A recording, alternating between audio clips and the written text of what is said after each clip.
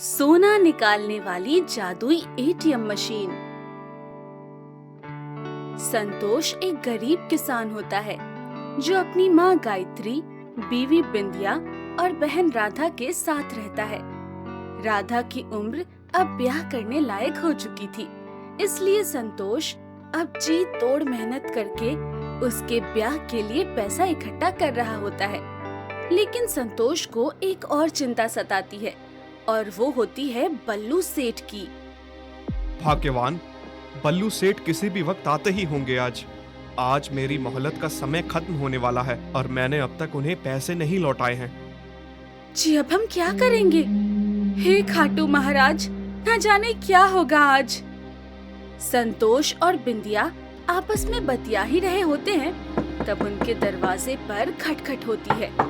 दरवाजा खोलने पर बल्लू सेठ अपने आदमियों संग घर में घुसता है और वो संतोष को मारने लगता है।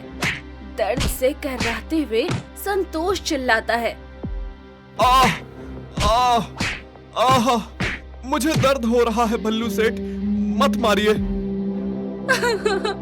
बल्लू सेठ, रहम कीजिए, मत मारिए इन्हें, मत मारिए मेरे भैया को। मेरा मुन्ना, अरे मत मारो उसे।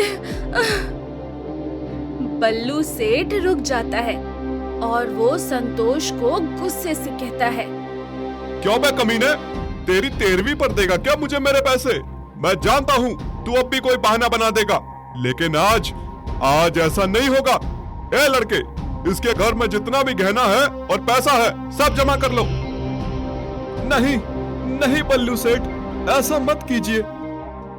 क्यों? जब तेरी अम्मा के दिल का ऑपरेशन कराना था तब तो तू जल्दबाजी में मुझसे पैसे लेकर गया था और तब तूने बड़ी डींगे हाँकी थी कि मैं सही समय पर पैसे दे दूंगा, हैं? पर वो मेरी छोटी, उसकी शादी करनी है इस साल, उस कारण मैंने। अरे बंद कर यार अपनी बकवास। बल्लू सेठ के आदमी पूरे घर को छानते हैं और वो अलमारी को तोड़कर उसमें से सारे गहने और संदूक में रखी संतोष की सारी जमा पूंजी ले लेते हैं। बढ़िया, लेकिन इतने में मेरा काम नहीं होने वाला। बचे हुए पैसों के लिए तुझे अपनी खेत की जमीन मेरे नाम करनी होगी। चल इन कागजों पर दस्तखत कर जल्दी। लेकिन वो करता है या तेरा सर फोड़ दूं, हैं? बेचारे संतोष को ना चाहते हुए भी बल्लू सेठ के खौफ से उन कागजों पर कांपते हुए हाथों से दस्तखत करनी पड़ती है। इसके बाद बल्लू सेठ और उसके आदमी वहाँ से चले जाते हैं। अब हम क्या करेंगे संतोष भैया? पता नहीं छोटी, एक खेत ही था जिसमें मैं सब्जी उगाकर उन्हें बाजार में बेचकर पैसे कमाता था, परंतु अब तो मेरी रोजी रोटी का जरिया ही नहीं रहा। ऊपर से राधा के ब्याह के लिए जो पैसे जुटाए थे वो भी ले गया वो क्रूर बल्लू सेठ। सत्यानाश हो उस कलमुहे साहूकार बल्लू का। संतोष अब बहुत चिंताग्रस्त हो जाता है। वो यहाँ से वहाँ तपती धूप में नौकरी की तलाश में दर दर भटकने लगता है। इतनी भीषण गर्मी होती है जैसे मानो इंसान किसी गर्म तवे पर चल रहा हो और उसमें संतोष की चप्पल टूट जाती है। अरे नहीं, अब मैं क्या करूं? यहाँ तो आसपास कोई मोची भी नहीं है। लाचार संतोष नंगे पांव ही आगे चलता है। उसके पैरों को गर्म चटके तो लगते हैं, लेकिन फिर भी वो उफ किए बिना आगे चलता ही जाता है। कुछ दूर चलने पर उसे एक कुआं दिखाई देता है। अरे वाह, कुआं! गला बहुत सूखा हुआ है, मुझे बहुत प्यास भी लगी है, तनिक पानी पी लेता हूँ।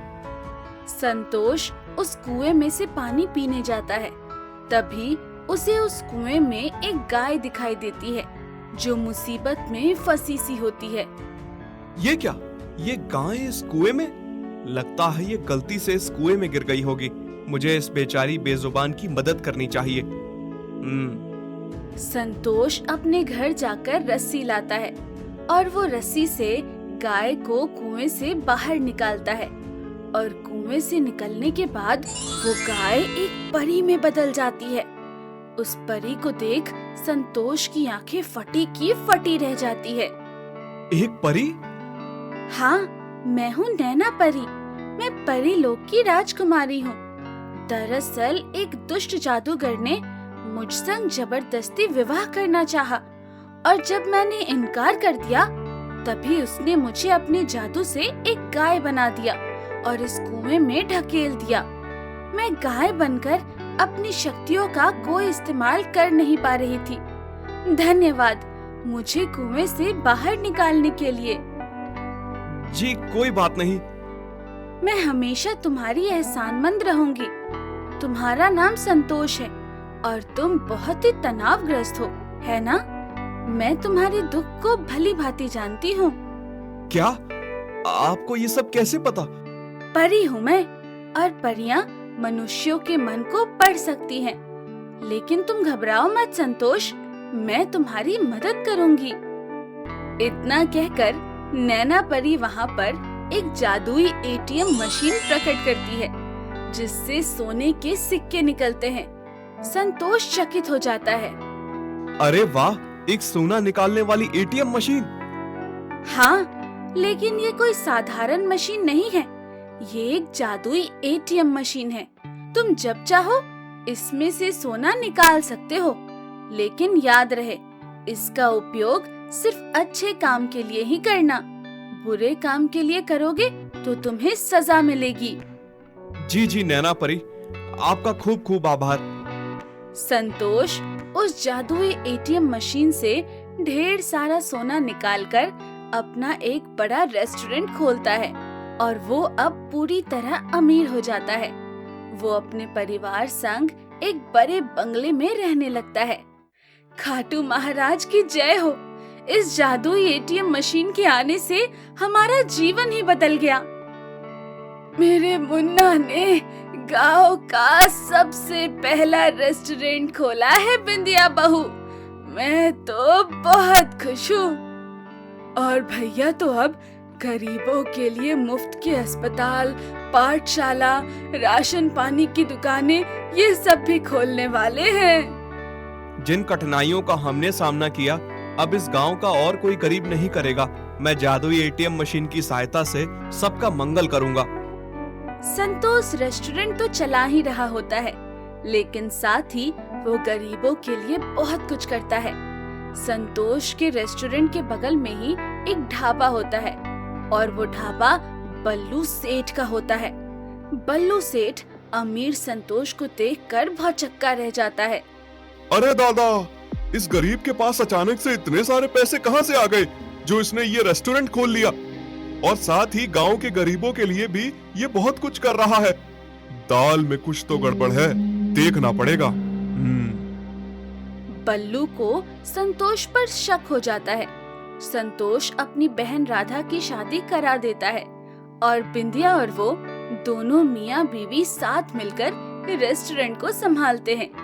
ग्राहकों को उनके हाथ के खाने का स्वाद बहुत पसंद आता है और वो उनकी तारीफों के पुल बांधने लगते हैं। वाह भाई वाह, इतनी जायकेदार बिरयानी तो मैंने कहीं नहीं खाई। खाना वाकई बहुत लाजवाब है। पेट तो भर जाएगा, लेकिन लगता है मन नहीं भरने वाला। एक वो बल्लू सेठ का ढाबा जहाँ महंगे दाम पे इतना बेस्वाद खाना मिलता है, और एक है आपका ये सुंदर सा रेस्टोरेंट जहाँ किफायती दाम पे ही स्वादिष्ट और लाजवाब खाना मिलता है। बल्लू जब ये सब सुनता है तब उसका खून खौल उठता है और वो गुस्से से आग बबूला हो जाता है। बल्लू अगले दिन संतोष के बंगले के बाहर खिड़की से झांक कर देखता है। तभी वो देखता है कि संतोष एक सोना निकलते हुए जादुई एटीएम मशीन से सोना ले रहा है। अच्छा, तो ये है वो साधन जिसके जरिए ये कल का भिखारी आज अमीर बन गया है। नहीं, मैं इसकी ये जादुई एटीएम मशीन को तो चुरा कर ही रहूंगा और मैं इससे भी ज्यादा अमीर बनूंगा और इसे इसकी औकात दिखा के ही रहूंगा। बल्लू वहीं रुकता है और जब संतोष और बिंदिया कमरे से बाहर चले जाते हैं तब उनकी गैर मौजूदगी में वो कमरे में घुसकर उस जादुई एटीएम मशीन को चुरा कर ले जाने लगता है। तभी उस एटीएम मशीन में से सांप, बिच्छू और जहरीले कीड़े निकलते हैं, जिन्हें देख बल्लू का कलेजा मुंह तक आ जाता है। नहीं, बचाओ! वो सांप बिच्छू बल्लू पर हमला करते हैं और उसका हाल बद से बदतर कर देते हैं। तभी वहाँ संतोष और बिंदिया आते हैं। क्यों बल्लू, मिल गई ना तुम्हें अपने लालच की सजा? तुम्हारे कुकर्मों के कारण ही तुम्हारा ये हाल हुआ है। बल्लू को उसके किए की सजा मिल जाती है और वो शर्मिंदा हो जाता है। वही संतोष उस जादुई एटीएम मशीन की हिफाजत करता है और उसका प्रयोग केवल अच्छे और नेक काम के लिए करता है। राजा भीमराव अपने दरबार में विराजमान थे और उनके सभी मंत्री लोग भी अपने अपने स्थान पर बैठे थे। पंडित हीरालाल भरे दरबार में विलाप करते हुए कहता है, महाराज, मैं भी कितना अभागा हूँ। मैंने खुद ही अपने पैरों पर कुल्हाड़ी मार ली। मैंने अपने ही हाथों अपनी पत्नी और बच्चों को कोड़ी बना डाला।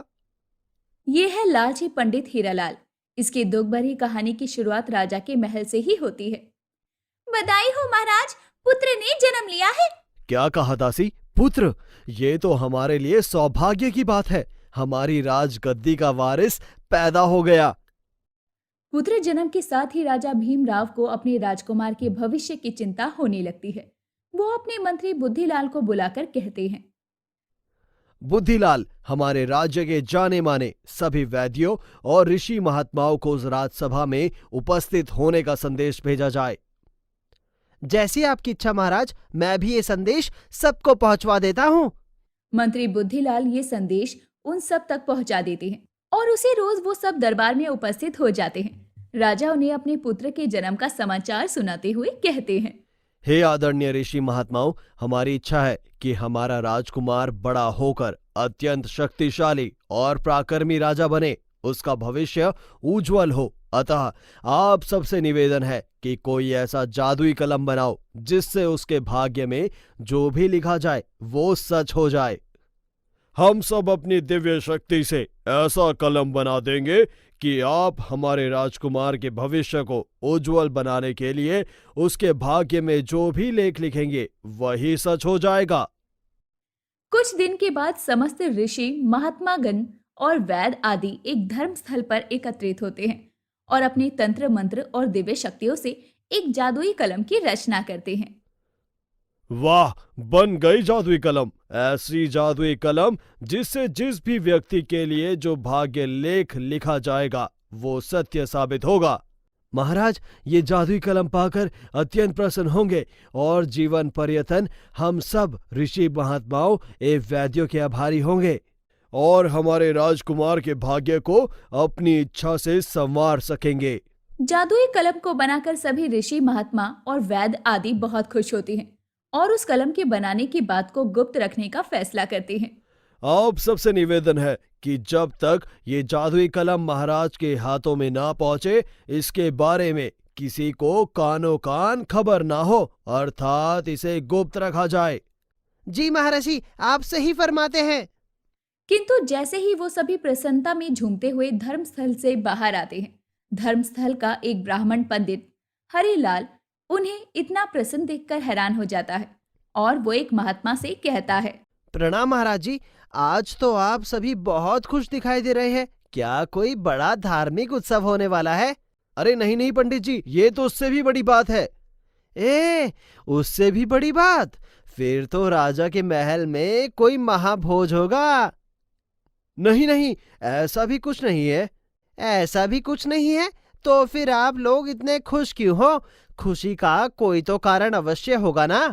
अरे तू भी तो मेरी तरह एक ब्राह्मण ही है, फिर तुझसे क्या छिपाना। सुनो, ये एक गुप्त राज है, किसी और को भूलकर भी ना बताना पंडित। आप मुझ पर विश्वास रखिए, मेरी तरफ से ये बात गुप्त ही रहेगी। ये सुनकर महात्मा पंडित हरिलाल पर विश्वास कर उसे जादुई कलम के बारे में बता देता है। पंडित हरिलाल जादुई कलम की जानकारी पाकर हैरान रह जाता है। क्या उस जादुई कलम से जो भविष्य लिखा जाए वो सच हो जाता है? हाँ, 100% सच हो जाता है पंडित। पंडित हरिलाल पंडित ताई के साथ साथ ज्योतिषी भी करता था। ऊपर से पूरा चालाक और महालालची आदमी था। इसीलिए वो प्रसन्न होते हुए मन ही मन कहता है, जादुई कलम, वो भी भविष्य लिखने वाला। ये तो अब राजा के पास कभी नहीं पहुंच पाएगा, क्योंकि राजा के पास पहुंचने से पहले मैं इसे चुरा लूंगा।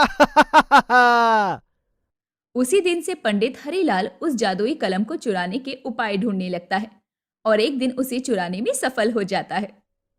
अरे वाह, मिल गया जादुई कलम। अब तो इससे मैं ही लोगों का भविष्य लिखूंगा और खूब धन कमाऊंगा। जैसे ही वो जादुई कलम पंडित हरिलाल के हाथ आता है, वो उससे लोगों का भविष्य बताने लगता है। एक दिन पंडित जी के पास गांव का एक बनिया आता है अपना भविष्य जानने के लिए। पंडित जी, जरा सही सही भविष्य बताना।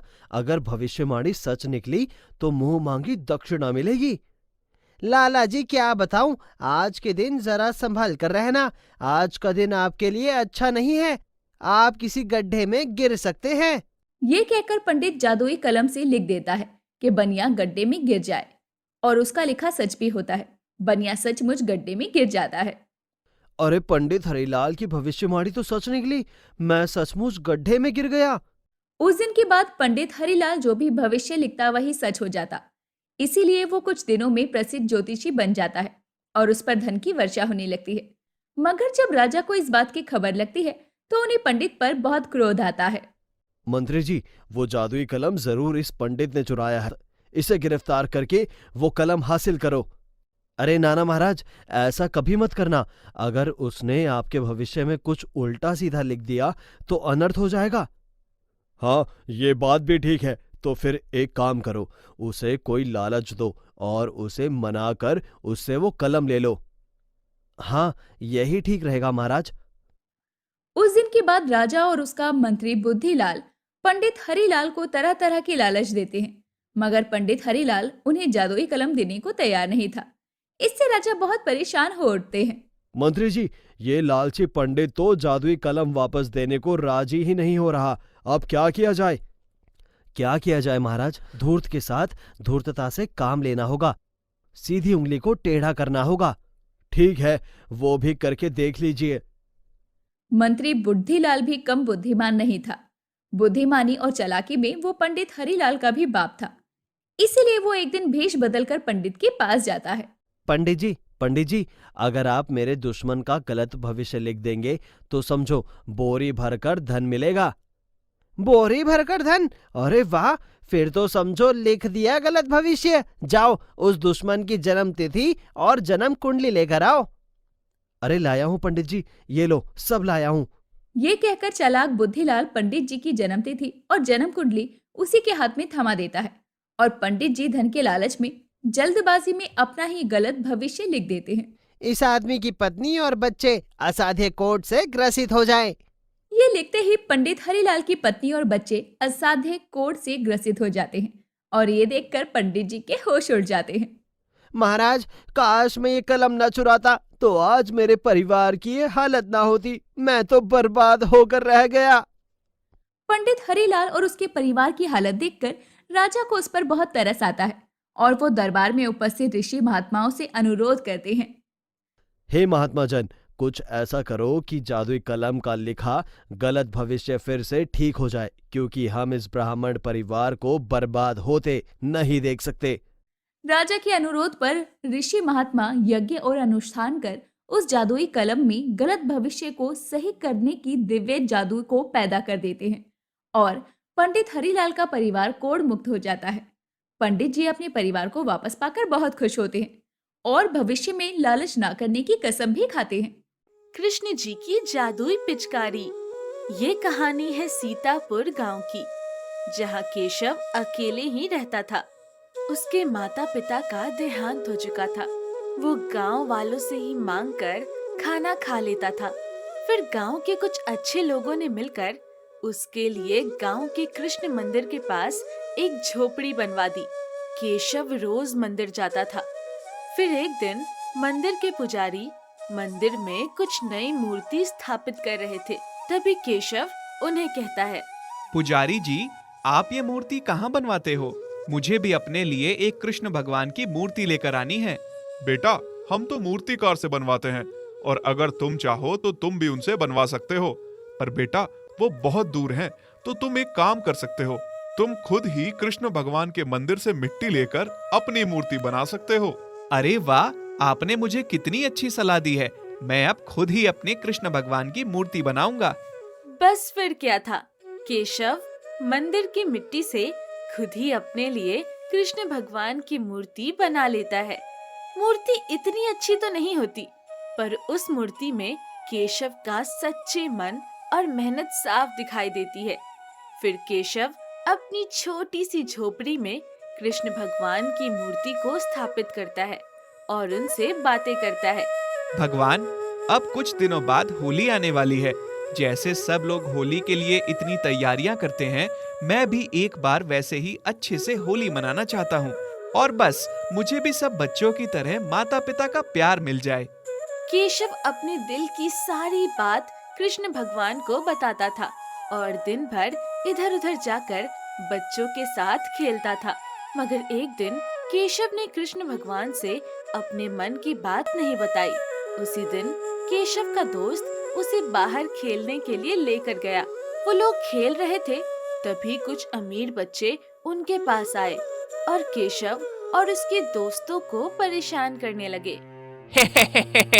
अरे देखो देखो, इन गरीबों को कैसे फटे हुए कपड़े पहनकर खेलते रहते हैं। इन्हें तो शर्म भी नहीं आती है। तो तुम्हें क्या करना है? हम तुमसे थोड़ी कुछ ले रहे हैं। अरे ये तो कुछ ज्यादा ही बोल रहा है। लगता है इसकी अकल ठिकाने लगानी पड़ेगी। सब अमीर बच्चे मिलकर केशव को बहुत मारते हैं और सारे अमीर बच्चे केशव और उसके दोस्तों को पीट कर चले जाते हैं। केशव को बहुत ज्यादा गुस्सा आता है और अपनी झोपड़ी में जाकर केशव ये बात अपने कृष्ण भगवान जी को बताता है। कृष्ण भगवान जी, यही औकात है हम गरीबों की? क्या हम गरीबों के हिस्से में सिर्फ मार पिटाई ही है? सब होली का त्योहार मनाने की तैयारी कर रहे हैं, अलग अलग तरह के रंग और पिचकारी ला रहे हैं और खरीदने के लिए हमारे पास पैसे ही नहीं हैं और ना ही माँ बाप हैं जिनसे हम कुछ मांग भी सकें।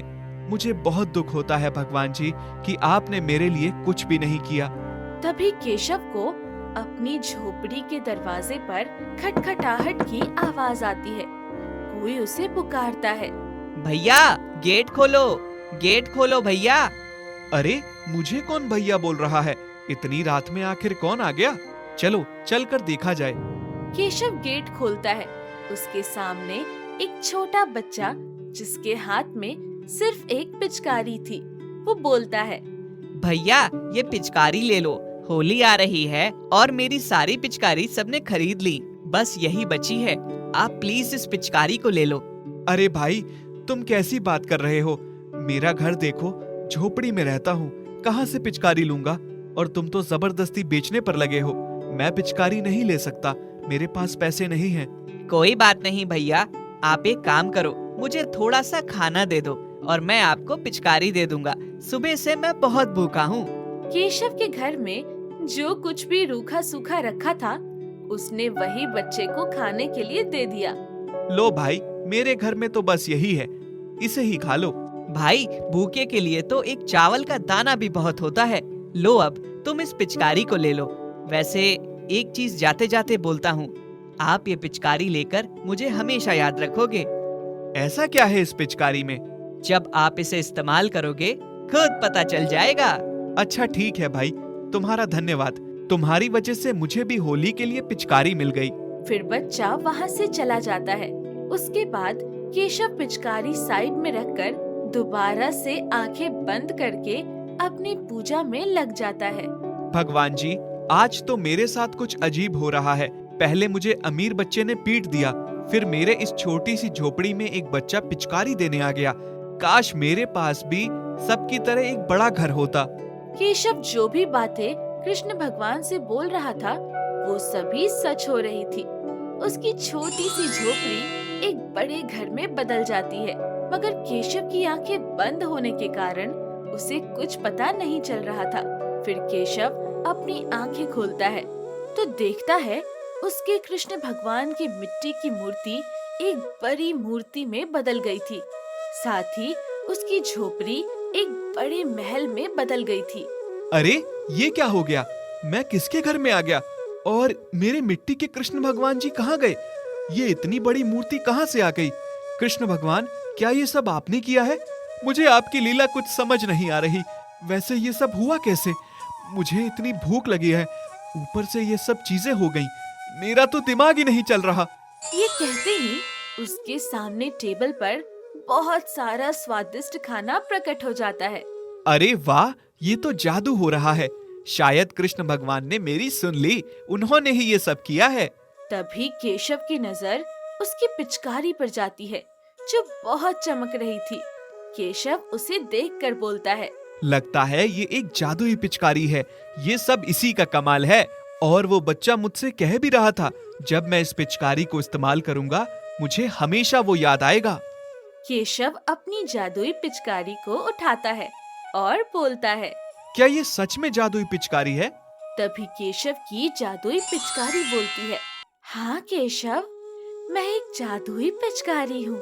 मुझे श्री कृष्ण भगवान ने तुम्हारी मनोकामना पूरी करने के लिए भेजा है। तुम उनके परम भक्त हो, मगर अगर तुमने कभी भी मेरा गलत इस्तेमाल किया तो मैं यहाँ से तुरंत चली जाऊंगी। नहीं नहीं, मैं तुम्हारा कभी भी गलत इस्तेमाल नहीं करूंगा। पर जादुई पिचकारी, क्या तुम मुझे माता पिता दे सकती हो? केशव की जादुई पिचकारी उसे कोई जवाब नहीं देती। फिर तभी उसके दरवाजे पर एक पति पत्नी आते हैं।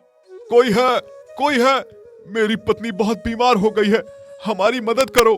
केशव उनके पास जाता है तो उनसे कहता है, आप कौन हो? क्या हुआ आपको? बेटा, हम बहुत गरीब हैं, मेरी पत्नी बहुत बीमार हो गई है, हमारी कोई औलाद नहीं है, उसी के सदमे में ये बीमार हो गई है। मैं इसे डॉक्टर के पास लेकर जा रहा था, पर तभी इसकी हालत और खराब हो गई। क्या तुम हमें थोड़ी देर यहाँ विश्राम करने दे सकते हो? हाँ, क्यों नहीं। वैसे भी मेरा इस दुनिया में और कोई नहीं है। आप यहाँ रहोगे तो मुझे अच्छा लगेगा। वो औरत बेहोश होकर गिरने वाली थी। तभी केशव उन्हें पकड़ लेता है, मगर जैसे ही वो उस औरत को हाथ लगाता, औरत उसे तुरंत बोलती है, बेटा तू आ गया। बेटा सुनते ही केशव की आंखों में आंसू आ जाते हैं और वो भी उन्हें अपनी माँ समझकर उन्हें गले से लगा लेता है। अचानक ही एक और चमत्कार होता है, औरत बिल्कुल ठीक हो जाती है। तब केशव उन्हें बोलता है, माँ, क्या आप हमेशा मेरे साथ रहोगी? आपके आने से मुझे माँ का प्यार मिलने लगा। आपको भी कोई औलाद नहीं है, तो क्या आप मुझे अपना बेटा बनाओगी? फिर दोनों पति पत्नी केशव को अपना बेटा मान लेते हैं और हमेशा के लिए उसके साथ रहने लगते हैं। केशव जानता था ये सब उसकी जादुई पिचकारी ने किया है। एक दिन केशव पार्क में घूमने जाता है, तभी उसे वही लड़के जिन्होंने उसे पीटा था वही मिल जाते हैं। उनमें से एक लड़का केशव को देखकर कहता है, हाँ, ये तो वही लड़का है जो उस दिन हमसे पिट के गया था। आज ये फिर आ गया। आज तो इसे पहले से भी बढ़िया सबक सिखाना होगा। चलो दोस्तों। उन लड़कों को नहीं पता था कि अब केशव के पास जादुई पिचकारी आ गई थी। अब वो उसका कुछ नहीं बिगाड़ सकते थे। केशव उन लड़कों को खुद की तरफ आते देख समझ जाता है कि वो उसे मारने आ रहे हैं। केशव अपनी जादुई पिचकारी से कहता है, हे जादुई पिचकारी, ये लोग मुझे मारने आ रहे हैं, तुम इन्हें आपस में ही पिटवा दो। केशव के इतना कहते ही वो लड़के आपस में ही खुद को मारने लगते हैं। अरे ये क्या हो रहा है? भागो यहाँ से। और वो लड़के वहाँ से भाग जाते हैं। फिर वो अपने माता पिता के साथ अच्छे से होली खेलता है और अपने माता पिता के साथ और अपनी जादुई पिचकारी की मदद से वो सब गरीबों की मदद